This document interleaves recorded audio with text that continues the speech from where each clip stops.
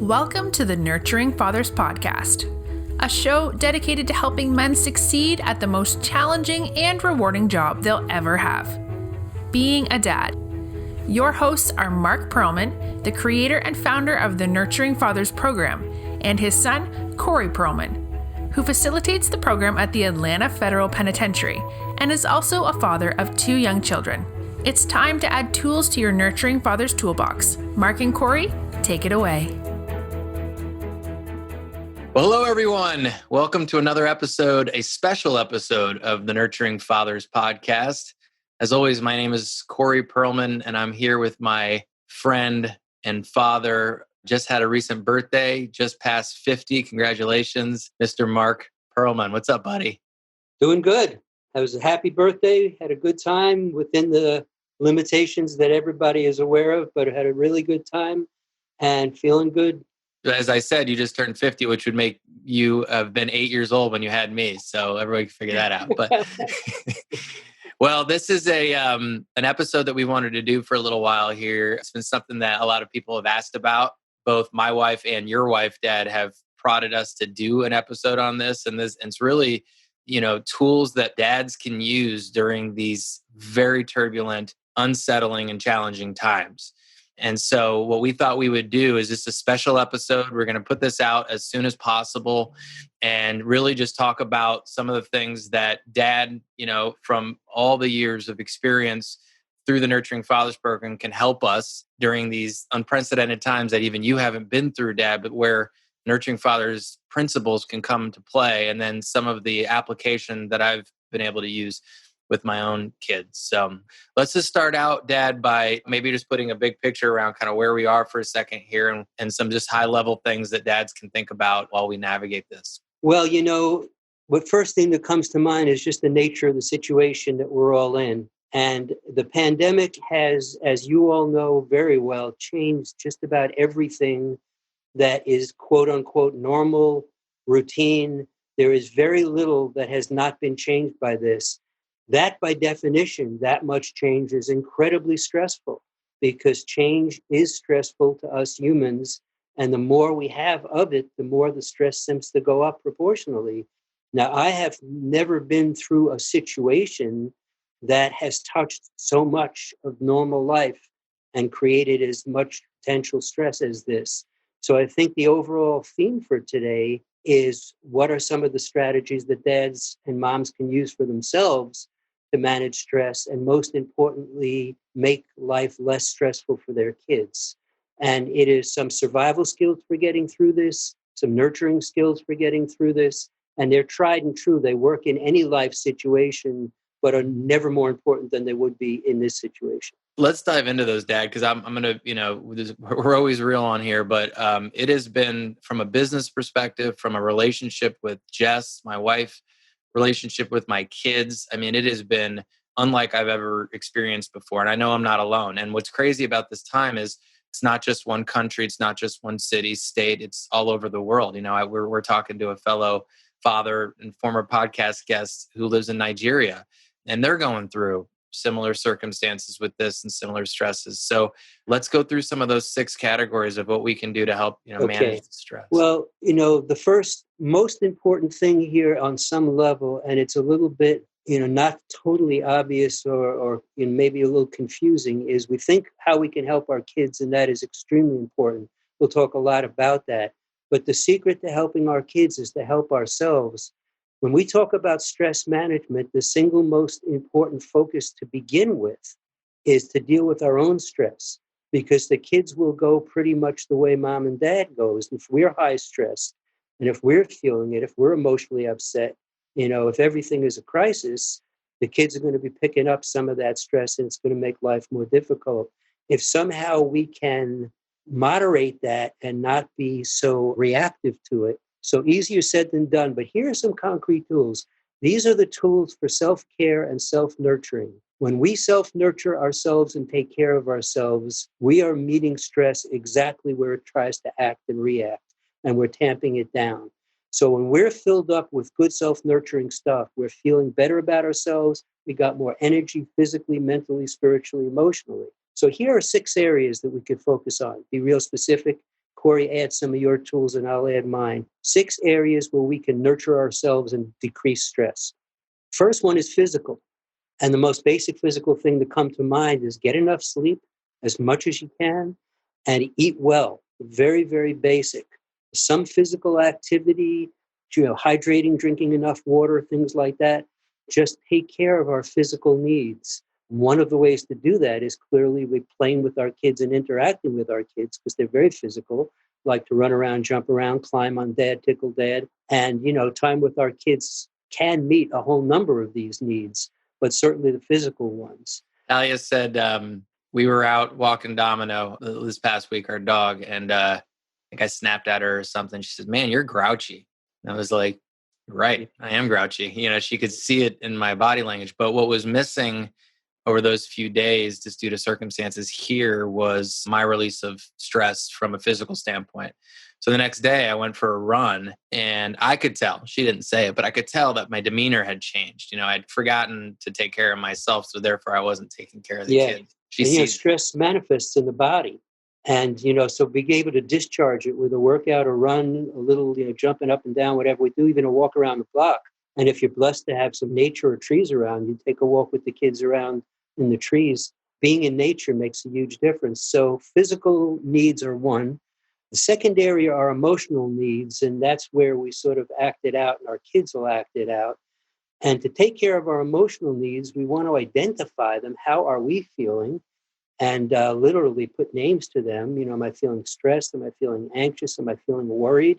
And if possible, talk to someone. If you're in a 2-parent family, talk to your spouse or mate about it. It's one of these times where we as men have to be able to feel a little bit vulnerable, which is not always easy for us. But if I'm feeling nervous about an issue or worried that I may not be rehired to get back to work ever, just to verbalize that and get a little bit input. You can problem solve, but right now I'm just talking about getting it out and talking about it. The other thing is just to have some people in your world, whether it's Skype or Zoom or however you do this safely, that you can talk to, whether it's a brother, whether it's a friend, whether it's a grandparent, and also talk realistically about how they're coping with some of this stuff and how you're coping. The social contact means a lot at this point. You don't want to isolate if possible. And just to be clear with everybody, this is a big section of the Nurturing Fathers program. We do this at every program. We spend an entire evening around these 6 categories for men. And we talk about the picture of putting your own oxygen mask on before assisting others, which are airplanes, which a lot of us haven't been on in months. So I don't know if that that description even makes any sense anymore. But yeah, just making sure we take care of our own needs. So physical 1, emotional 2. What's the third one, Dan? Next is social. Now you can see that there's a thread that runs through a lot of these. Some activities you can cover 1, 2, 3, 4 of these, which are great. Social, again, is keeping in contact with other people. Now, your kids are a source of that. Social time, your spouse or living mate is a source of that. Once again, we have weekly contacts with certain groups of people, you and your brother, Corey, for sure. But my wife's family, we meet every Sunday night. I have a group of men that meets on Monday night. However you structure that, have that 1, 2, or several people that you can go to just to chat.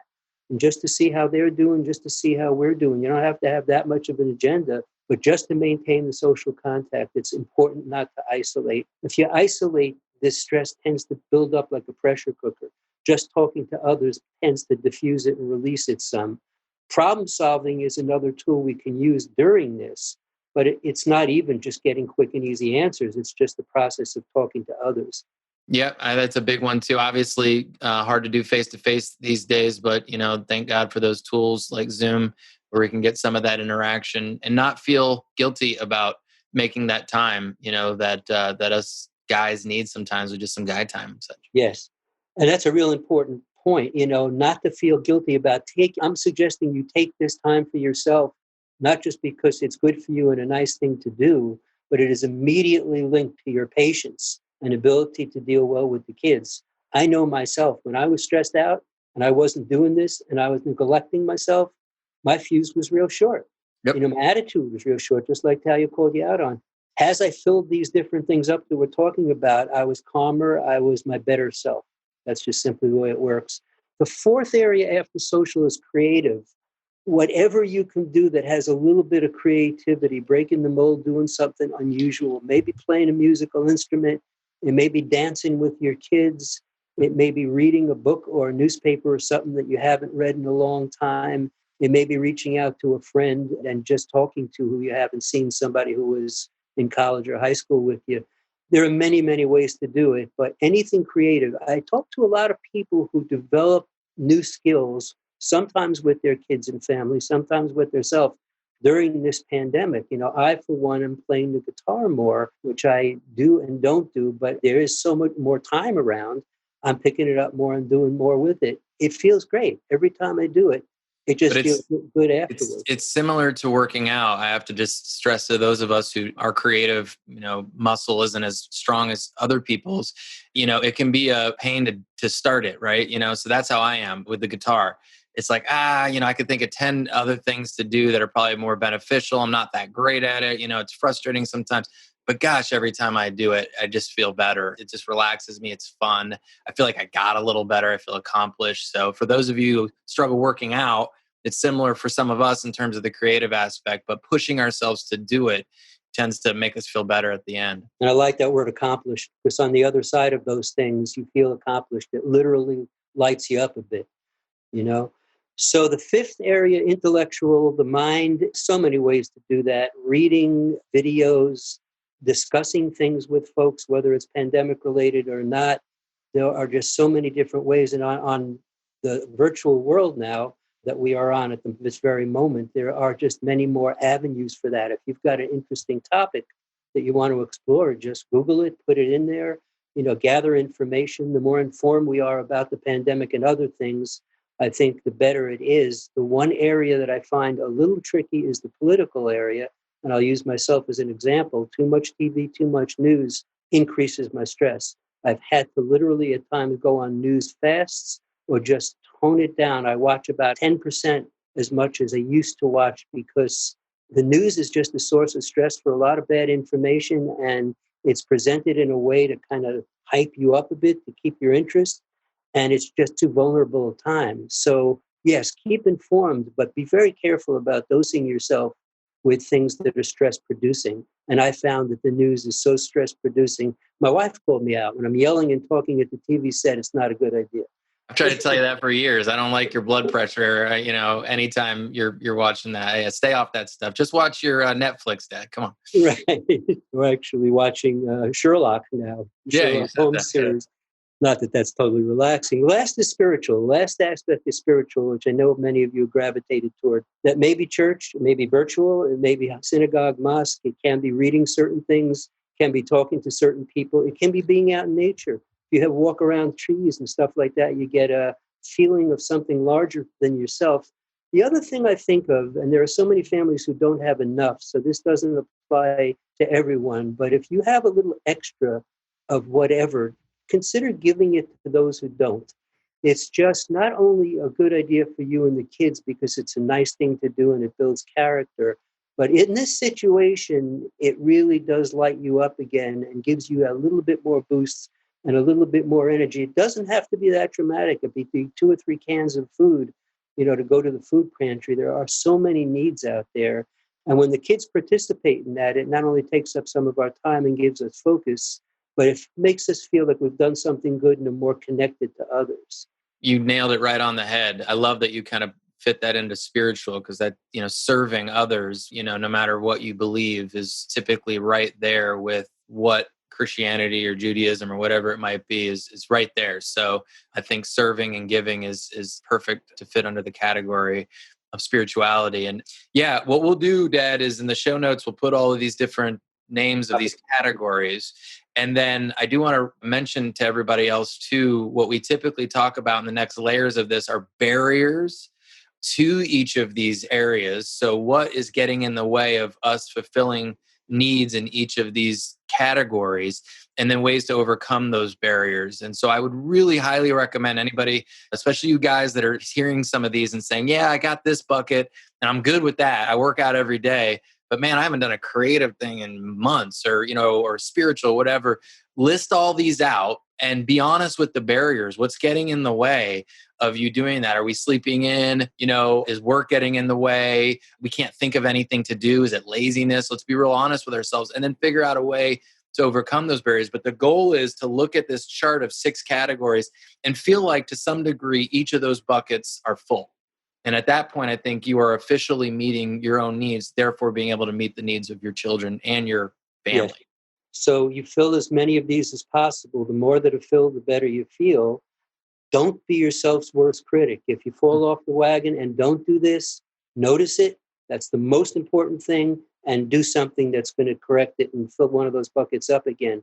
But don't use it as an excuse to criticize yourself, come down on yourself. That is actually counterproductive and does the opposite thing. And this works when the pandemic's not around so that we can be our best selves. But at this time where stress is coming at us from every direction. So Dad, let me ask you real quick, just list those categories one more time. I know people are like, oh, I missed one. Sure. The 6 categories are physical, emotional, social, creative, intellectual, and spiritual.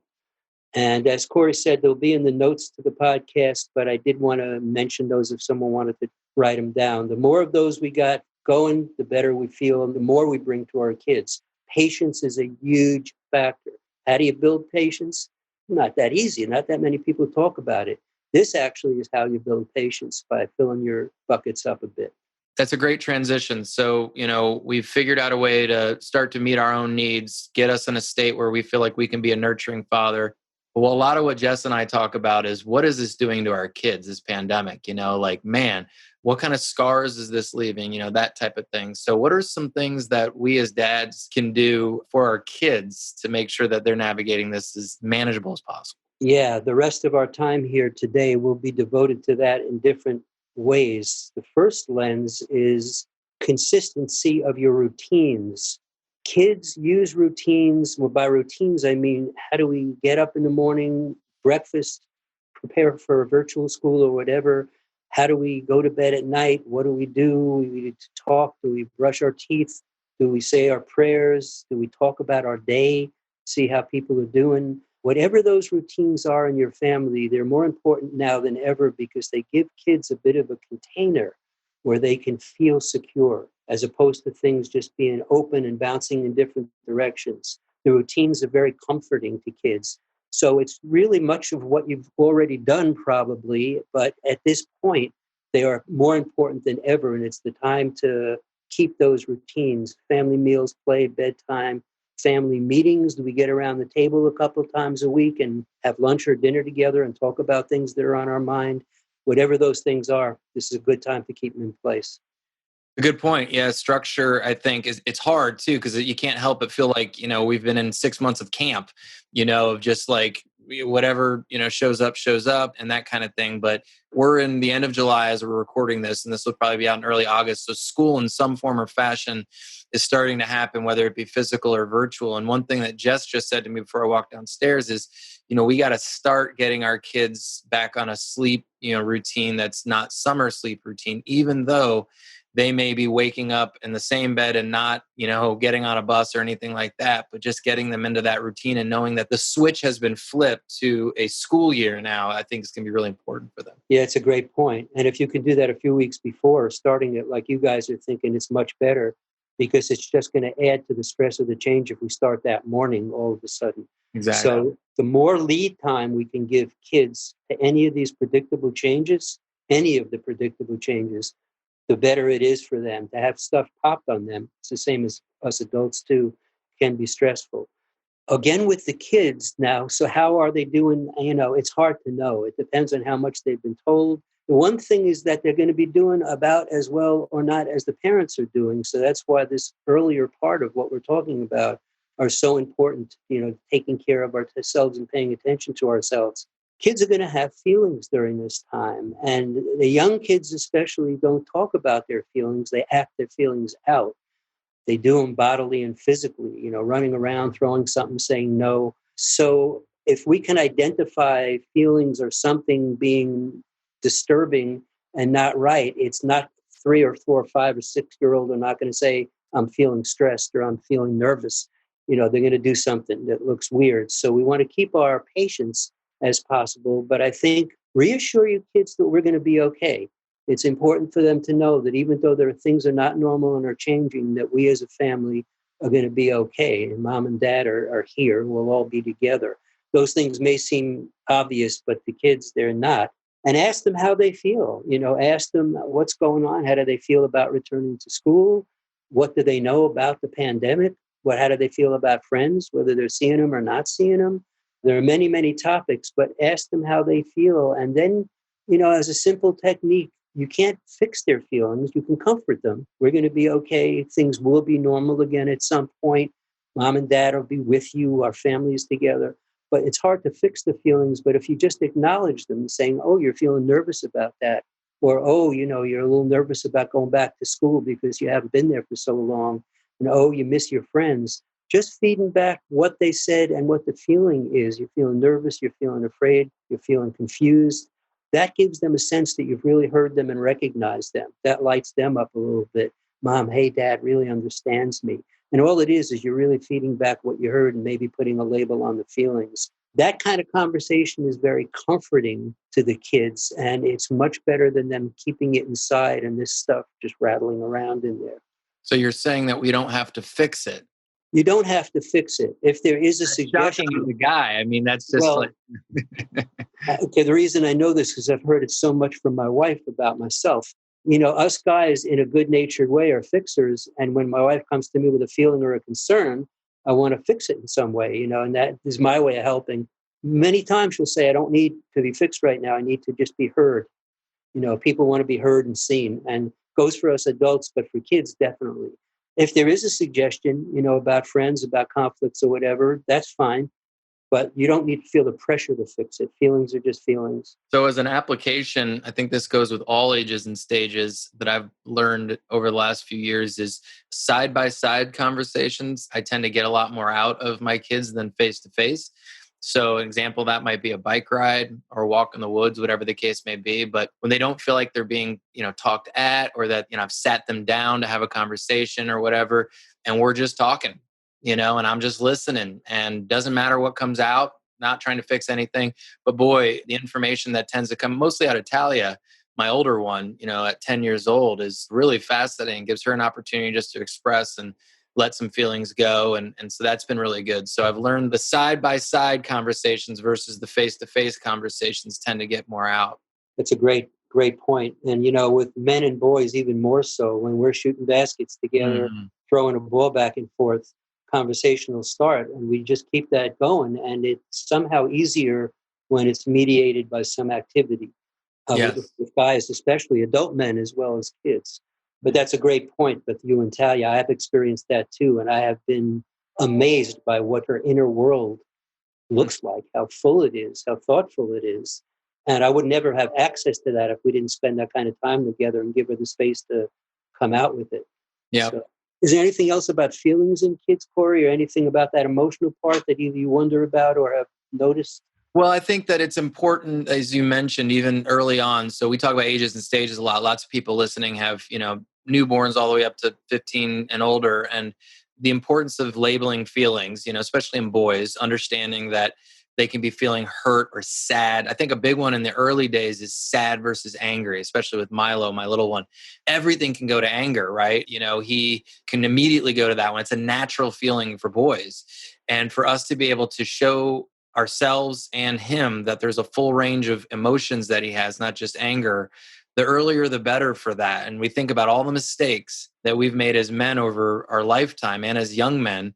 It typically is when the anger bubble explodes, right? And we've put so many emotions into that one little category. But if we learn how to label and understand that we have sadness and jealousy and excitement and all these different other emotions, it's easier for us to feel different emotions as opposed to anger. So I work on that with Milo a lot. He's a red, fiery kid. And I sit him down when he's feeling a little bit better and says, so what happened there? And he can tell me and express, well, Talia did this, which made me feel this. And just getting into that practice has been very helpful. That's really well said, Corey. That's like an emotional educational process, which kids need. Their emotional, their EQ as well as their IQ. IQ intellectual. We focus a lot on intellectual understanding and knowledge. But the knowledge of emotions are also very important, what they're called, how they work. One other thing to add, just sometimes we think about all the negative in these experiences. It just dawned on me that the pandemic is giving us an opportunity to work on the EQ side of our kids more so than ever before. So maybe our kids will come out with a higher level of EQ, more opportunities to be able to feel and navigate the uncertainty of the world that's going to come from them because of this experience, you know? Absolutely. And, some dads are out of work and moms, but dads we're focused on now, that gives you more time with your kids, gives you more time to practice some of the things we're talking about. It can be relationship building. There's no question. You may come out closer to your kids and knowing them better as a result of this pandemic. To get whatever we can out of it that's not just negative and kind of misery making. And I'm not just trying to paint a rosy picture. I'm really focusing on those positive and productive things that not only help us through hour to hour and day by day, but maybe build something lasting. And I see that happening in your family from a distance, Corey. I see your involvement with the kids. I see more creative games that you might be playing and just how things are being handled. And I can see that the kids on their own levels are not only being comforted by that, but I think they're thriving as a result of it too. Well, and there are two categories I want to bring up, and let's do that one first because you brought up, it's a good transition, which is playing in games and such. I think a hard thing for us has been, technology is always tough in this day and age, but then you add the pandemic and you add them at home 24 hours, 7 days a week. It has been just a really, really challenging thing for Jess and I to figure out how to detach them from technology. And so, I mean, one thing we've tried to do, I said to you in the beginning of this, do as I say, not as I do. So like, there's been a lot of these things I'm saying that I'm working my butt off trying to figure out myself and with Jess, but creative ways to get them playing, and I always tell our dads in the classes, Dad, and I want you to elaborate on this as well, is we got to double down on our strengths. And one thing that I know about us as guys and us as dads is we're really good at playing. And sometimes Jess will see me playing this random game with the kids on the living room floor, no idea what we're doing, some random game that we made up. And she's like, how did you do that? I don't know. We're just playing. Yeah. So yeah. Dads tend to be natural players like this. Again, this comes straight from the Nurturing Fathers program. We talk about it. We do it. We invite them in for a play night. This is the time to sort of bring out that chip, if you will. I mean, I'm not an expert in some of the digital world. That was not the same when you and your brother were growing up. You're dealing with things involved in that with the small iPhones and everything else that are way different than what I had to deal with. When you are engaged in being creative with them, playing with them, being a little wild and crazy, being physical, whether it's stickle fights or races or whatever, they are in that world with you. And the beautiful thing is you can be in that world with them. You talk about a stress reliever. If you enter your children's world, Milo is an incredible kid with fantasy and imagination and stuff like that. When you enter his world, you're not dealing with all this adult garbage that's going on. It's making us stressed and anxious. You are there, and it's beautiful. It's a win-win-win-win for everybody. It brings you together as parent and kid. It gives you access to his inner world. He has dad's time and attention, which is golden. I mean, just letting him take the lead with these little characters, however he does. With Talia, it might be drawing or actually more of a conversation. She's 10 going on 11. So, but in terms of play, I think right now, this is the best time ever for you to spend some of the time. And not all fathers are off from work. Some are. There tends to be more time. But whatever time you can devote to play with your kids is golden for all those reasons that I just mentioned. Laugh, play, take a bike ride, get outside every day and do a little something, whether it's a walk around the block, whether it's a walk in a park. Obviously, social distancing and safety is high on our priority list, but bike riding is wonderful exercise and enjoyment. And be present. I think that's one that I remember when every time before I would go into the prison, my friend Des, to teach the fathering program. Yeah, I'm glad you qualified that. But before I would go in there, Des would say, take 10 minutes and drop everything else that you have. Because if you go in there distracted or, anything going on in your head, they will notice. This is the highlight of their week and you owe it to them to be present. And I think the same goes with our kids. So even if we're coming up from the basement, it used to be we'd come home from, the office, but now a lot of us are coming home and we're already home. But taking that moment and saying, all right, I know I got stuff going on. The phone's going off the hook. I got meetings. I got this. I got that. Turn it all off. And it's all about the kids. And one other thing to mention too, that I think has been really important as well as individual time. So It's great to play with all of your kids, whether it be 2, 4, 5, 8, however many kids you have. But finding times to have individual time with each of them is extremely important. So make sure, and I say this to myself too, that we are carving out time just for Milo or just for Talia. Good point. So some of the specifics I thought of with this laugh and play, and Corey, you can fill in, and you dads out there can fill in definitely on your side. Jokes.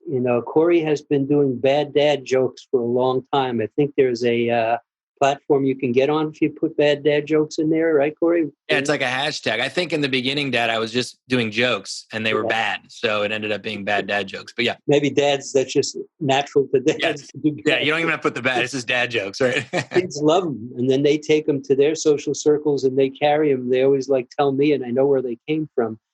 Read stories. Talia's older. She's a great reader. Milo has just become a reader. So letting him read to you or you reading to him, again, it's not the thing with the digital and, the digital and screen time. But the reading is great because he also prepares them for going back to school. But it's fun. There's a lot of different things you can read together to take you to a lot of different places. But having them read to you, also sharpening their reading skills. Play games. This is the time to bring out the board games. You may not have used for a while. Maybe buy 1 or 2 new ones. If it's Amazon, you may not have to go into the store. I know, Corey, I saw you playing one that we were playing with the kids when they were down here. This new one that's based on tic-tac-toe, but goes way beyond that. I saw how excited they were when they beat their dad, and I remember that from my son who's sitting right next to you there. There's a recent trick, by the way, that I have to just interject there, Dad, is that, one thing that's drove me nuts, and I recognize you don't do this all the time, and there has to be competition, but when it's Talia versus Milo, it always ends up, and obviously you got a winner and a loser, and somebody's going to be upset.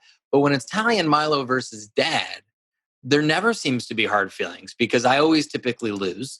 And that's not necessarily intentional. Like last night, I lost 5 times in a row and I was trying my hardest. What game was that you were playing? It was this I'm starting to worry about my old age or whatever, but they crushed me in this. It's like a more expert tic-tac-toe version where you can put things on top of other ones. And I didn't fully understand the rules. But the point is that, it just alleviates some of the competition between the two of them. And if you're looking for less battles, them versus you versus them versus each other is better. Absolutely, great point. That's a great way to do it. It's hard when there's a 10-year-old and a 6-year-old because the 10-year-old is such an advantage. That's just a natural thing in families. But those board games and others like that, but also physical games outside, whether it's shooting basketball or playing with a little ball or, I saw some stuff on the internet, and Corey and I have talked about this. You set up a obstacle course. You can do it in the home, outside, both. But whatever little things where balls roll and things fall and other things pop, whatever games and little things, they like to go from one to the other until they reach the end. But if Dad wants to be real creative, you can set up an obstacle course in the home and outside, age appropriate for your kids, that they will get a lot of mileage out of. And the other thing you can do too is go into their world. I mean, they have more games than we could ever imagine. I know the last time we were at the pool, all I had to do was just be included. I didn't have to create a game or anything because they have 11 games that they all play at the pool. I just need to understand them. Star and Sharks and Minnows and all these other things. The same games, which is funny, Marco Polo that we used to play of still, transcends time and comes back and, over and over again. But they got the games. They just want you to play. So it's a good reminder. Yeah, great fun. Outdoor play is wonderful as we can do it, the weather permitting and social distancing permitting. But I think being in a house all day is a stress producer and the walls begin to close in. So once or twice every day or however you can do it to do some kind of outdoor activity, even if it's just a walk around the block, we'll let them use their skateboard or whatever and you can walk or ride. Music and dance. Corey mentioned that before we got on today. I thought about that and how wonderful that is for Dad. The kids get all over it. They love it. Put on some fun music, crazy music, old R&B or whatever we used to dance to, or their music. But to dance with them, it's great physical activity for us. They'll wear us out. But it's a really great source of fun. And then music. They can have some rhythm instruments or even pots and pans to bang and play along. You don't need to spend a lot of money on any of this stuff. It's right there if you want to be creative about it. And I would say in that regard, from an application standpoint, look for moments. I think like last night, both Jess and I were tired. It was a long day, but all of a sudden a dance party had erupted in Talia's room. And either of us could have easily just been like, and I tried, to be honest, I tried to get out of there.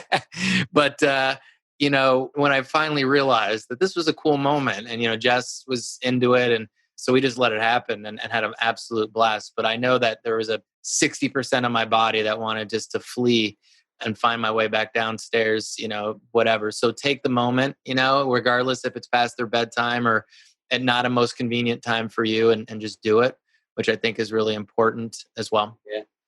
It's truly fun and Yeah. physical. Wears me out, man. I'm surprised at my a little time I can actually spend doing it as I get older. Yes. Those are some ideas. Corey, any other, I've seen you be really so creative with your kids. I remember a recent video, you were outside where it's really hot in Georgia where you live. It's really hot in Florida where I live. And you were pouring little buckets of ice water on them, and they were just so crazy with excitement. Yeah, just another reminder that as dads, like in some ways, I want to say we have the short end of the stick. We have the most growth, it seems like, with a lot of the parenting stuff versus the moms. Not that we're competing with each other, but there's a lot of stuff that doesn't come natural to us, but play does.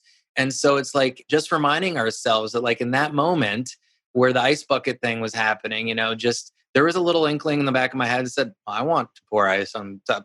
And that's what they want, And of course I could talk myself out, you got to put your phone away and you're wearing your nicer clothes and who cares, So just going back to those roots of what you really want to do anyway, which is play, I think is great. They absolutely love it. Have fun with them, create boundaries and such, as your kids get older, there's certain things, that you want to just say, hey, Milo likes to hit me in bad spots and stuff like that, and just making sure that you create guidelines and rules, which is important in play as well, is really important, and just having a lot of fun and being in the moment and such. One other short topic, Corey, and then maybe we'll close out. But this virtual school thing is just totally unfamiliar to me because I've never had to do it as a parent. Most parents doing it now have never had to do it until now. So it's a little bit daunting, but just from a nurturing father's perspective, not so much the subject matter and stuff, which is way beyond my awareness or expertise. But for those of fathers who are around, this is an opportunity to get closer to your kids' school and education. When they go off in the mornings, you're just not that involved. Occasionally we get to see the teacher and stuff. But here, if they're being educated from home, especially if you're home, there's a chance to get a lot closer and sit with them, especially in their elementary school years. Be curious and ask them what they're doing and how, and if they have questions, help them formulate them for the teachers. But even for the older kids, middle and high school, show an interest. Let them inform you of what they did at the end of each day. Let them show you a little paper or stuff that you could look over. Your interest will fuel their ability to stay with it and pay attention. And your praise, if you say, you've done a great job, I really appreciate you paying such attention to your school when you can't be there in person, that's just going to fuel them and want to make them produce well for it. It's one of the fundamental principles that I've got from the Nurturing Fathers program that I try so darn hard to remind myself of on a daily basis, which is they will do more of what we pay attention to. And so in light of the fact that many of us will be virtually schooling and making sure that we as dads are taking time to applaud them for their efforts, to look at what they're doing, the projects that they're doing, to just let them show off some of the things that they're accomplishing in their virtual schooling. But the question I often ask myself, Dad, is, and I got this from the Nurturing Fathers program, is am I putting as much energy towards the good things that they're doing as I am towards the bad? And the answer is oftentimes no.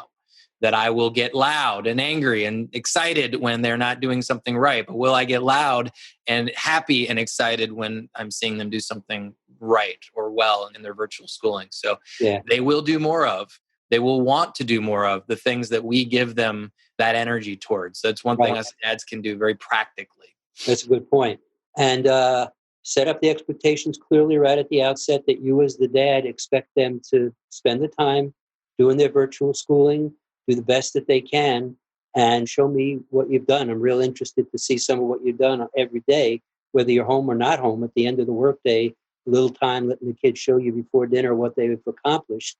And then, praise them and compliment them for following through. The initial expectation is we want your time, we want your attention, we want your best work. And I'm real interested to see what you do because it's important. And then give them a big pat on the back and a nice little bit of praise for a job well done. And the thing that I would say is the most that I want to give to dads, and I say this and I would try to give this to myself and moms too, obviously, as we're going into this, is grace. Just knowing that no matter what, this is going to be a tough season. Let's not sugarcoat it. A lot of us are going back to work and our kids are at home. We don't know what to do. The older they are, the harder it is to give them the same, educational experience that they would have gotten face to face. This is difficult, so just giving ourselves some grace to say that we're going to do the best jobs that we can, and they're going to survive this, and they're going to be okay, and we're going to be okay. And if they don't get the exact reading material or assignment or science project that they would have in other times, then that's okay, but to give ourselves just some grace that we're going to get through this and it's okay. Very good point to end on, buddy. I appreciate it. Thank you so much, everybody, for joining us. It's really nice to spend this time with you. I hope this would be helpful. Corey, thank you for participating, and what an amazing job you're doing during this difficult time with your wife and your kids. Certainly much appreciate that as the grandfather of the whole group. Well, we appreciate, and I know people who are listening, it takes a village. So anybody that we have around us to support us during these times is critical. And so having both Jess's parents and family have been great. And then having you and Mimi by our sides, we got a chance to spend some time with you, which was amazing, and give Jess and I a little bit of a break. And the occasional Amazon packages that come with games and fun things for the kids to do are just extremely valuable. And just, bottom line, hearing that we're doing a decent job from you guys still matters. Even at 42 years old, hearing that, you're proud of me, which you say all the time, I really appreciate. So thank you, everybody, for being with us on this special episode. Dad, it's always just a pleasure to have a conversation with you about this and to hear your guidance on a situation that you probably never thought that we would ever go through. So great to share it with you too, Corey, and all the people who get a chance to listen in. Yeah. Well, thanks, everybody. We'll see you for another episode of the Nurturing Fathers podcast. Please do join us on Facebook at Nurturing Fathers Program. We're also on Instagram. And a big thank you to my wife, Jessica, for all the social media work she's been doing on the Nurturing Fathers to get this out there. So thanks, everybody. Make it a great day. Thanks for listening to the Nurturing Fathers podcast. Have questions or comments? Join the conversation at facebook.com/nurturingfathers or email us at nurturingfathers@gmail.com.